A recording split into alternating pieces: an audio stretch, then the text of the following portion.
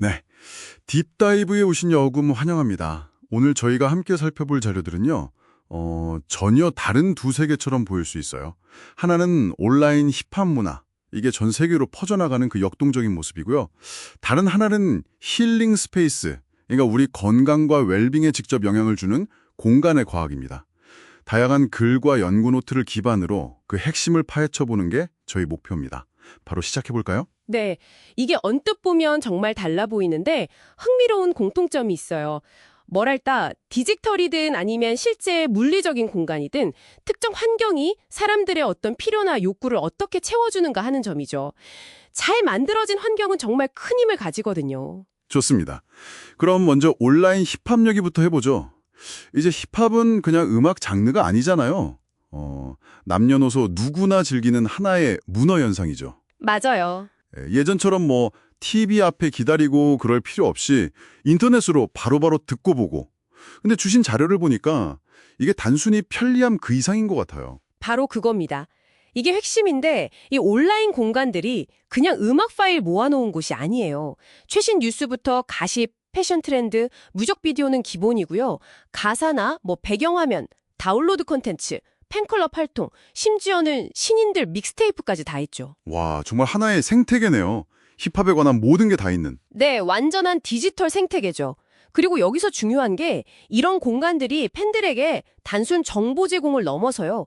그 소속감 같은 거요. 내가 이 문화의 일부라는 느낌, 정체성을 주는 거죠. 아, 그러니까 내가 힙합 팬이라는 걸 확인받고 또 비슷한 사람들하고 연결되고 싶은 그런 마음이군요. 그렇죠.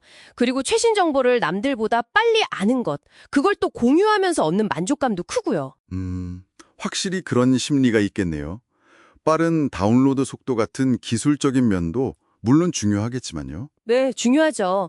좋아하는 노래나 비디오, 뭐 저장해두고 보고 싶으니까.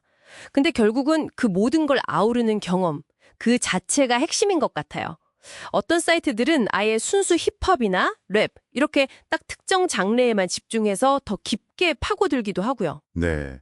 열성 팬들의 니즈를 정확히 충족시켜주는 거군요. 맞습니다. 그럼으로써 아주 충성도 높은 커뮤니티가 만들어지는 거죠. 자, 이렇게 온라인 공간이 우리 경험을 어떻게 만드는지 봤는데 이제 완전히 다른 쪽으로 시선을 돌려보죠. 바로 우리의 실제 물리적 환경입니다. 특히 건강을 위한 공간 디자인. 이것도 정말 흥미로웠어요. 보내주신 자료 중에 그 특별호에 실린 연구들요. 디자인이랑 건강이 만나는 지점. 최신 연구 결과들이 많더라고요. 뇌파 측정 같은 기술까지 쓰고. 네, 이게 점점 더 중요해지고 있어요. 우리가 사는 환경이 그냥 기분만 좋게 하는 게 아니라 생각보다 훨씬 직접적으로 우리 건강에 영향을 준다는 게 과학적으로 밝혀지고 있거든요. 정말요? 네, 몇 가지 연구를 좀 이어서 보면 그림이 그려지는데요.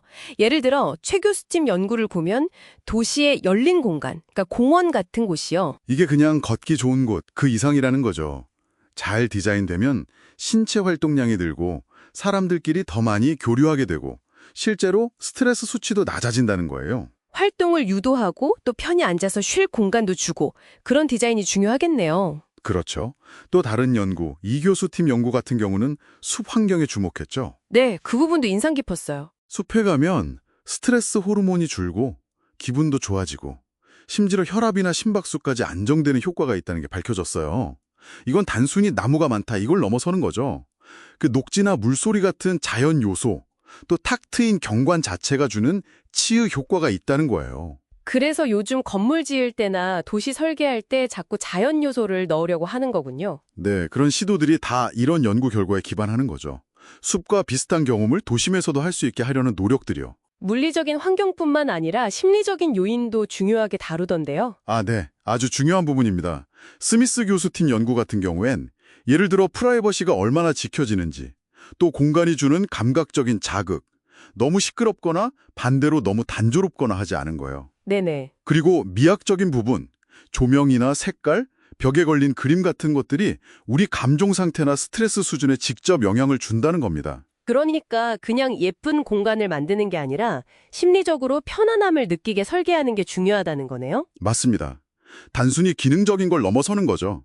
심지어 올셰프스카 기조교수팀 연구처럼 어떤 도시 녹지 요소가 정신건강에 제일 좋을지 예측하려는 연구까지 진행되고 있으니까요. 와, 듣고 보니 이 모든 연구들이 결국 한 방향을 가리키는 것 같아요.